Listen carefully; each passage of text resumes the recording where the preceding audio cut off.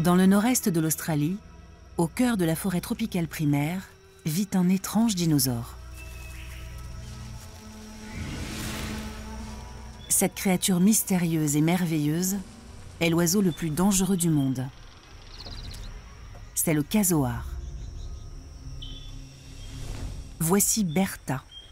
Elle est très imposante, mais elle vit dans un environnement semé de dangers.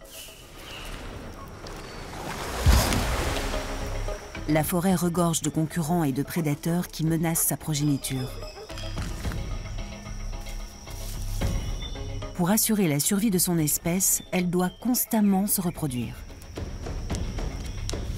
Voici l'histoire de Bertha. Un oiseau à l'allure extraordinaire, le sosie des dinosaures du passé. Dans ce coin de forêt tropicale, Bertha règne en maître.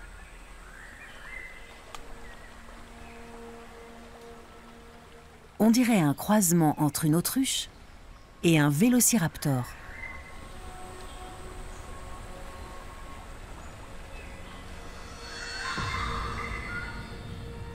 Bertha a plus de 40 ans, un âge canonique pour un casoar. C'est une géante qui ne peut pas voler. Ses mensurations, 1,80 m pour 70 kg.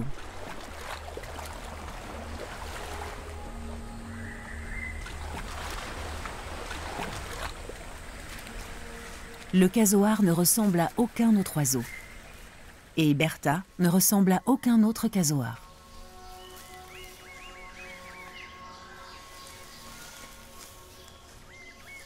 Elle est coiffée d'une grande crête osseuse.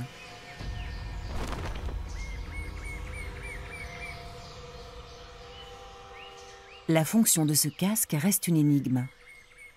Il indique peut-être le statut social de l'animal. Celui de Bertha est à coup sûr l'un des plus gros. Il penche un peu du côté droit. Cette marque distinctive permet de la reconnaître facilement. Dans le monde des casoars, ce sont les femelles qui gouvernent. Bertha règne sur un magnifique territoire. 3 km² de forêt humide.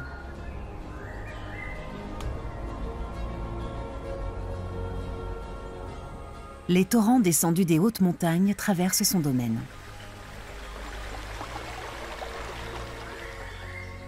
La maîtresse de cette forêt luxuriante est très convoitée. Bertha attire les plus beaux mâles.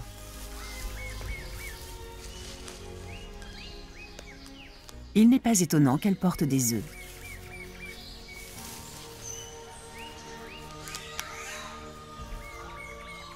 Son énorme corps a besoin d'encore plus de nourriture qu'en temps normal.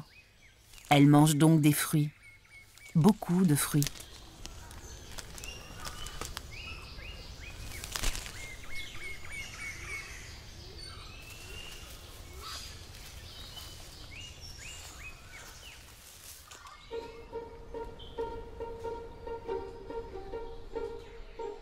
La faim l'amène vers un verger abandonné situé au cœur de son territoire.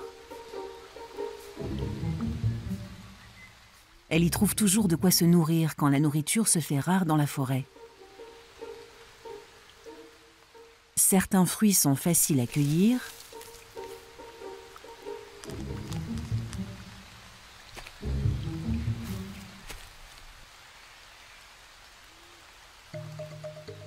D'autres demandent un peu de gymnastique.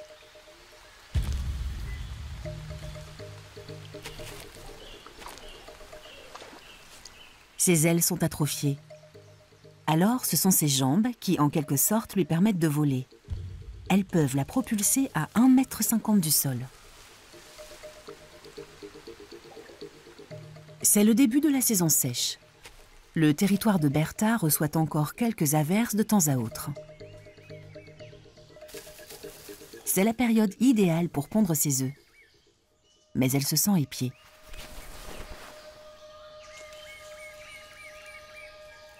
C'est un mâle du nom de Crinklecut, le père des œufs qu'elle porte.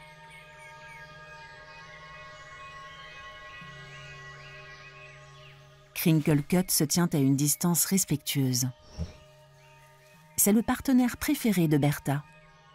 Depuis 5 ans, à chaque saison des amours, c'est avec lui qu'elle s'accouple en premier.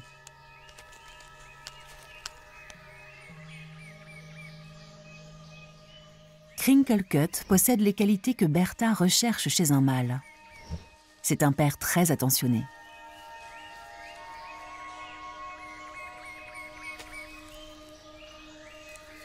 Car chez les casoars, c'est le mâle qui élève les petits.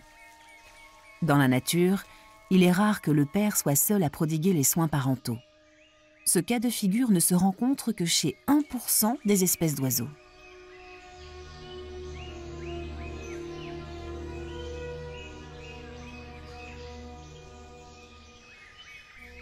Bertha dépose des œufs de 600 grammes à même le sol de la forêt. C'est le moment que Crinklecut attendait.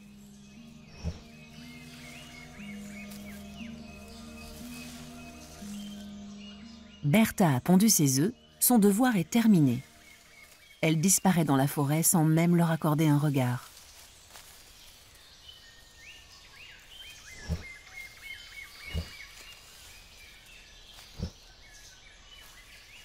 L'instinct paternel de Crinklecut prend alors le relais. Il monte la garde et abrite les œufs du soleil.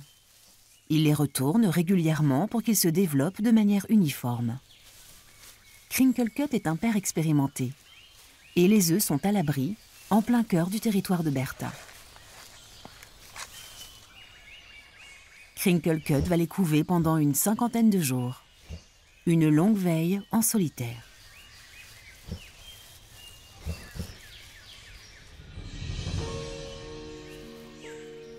Malgré le dévouement des mâles, peu d'oisillons parviennent à l'âge adulte. Bertha ne peut pas se permettre de ne pondre qu'une seule fois par an.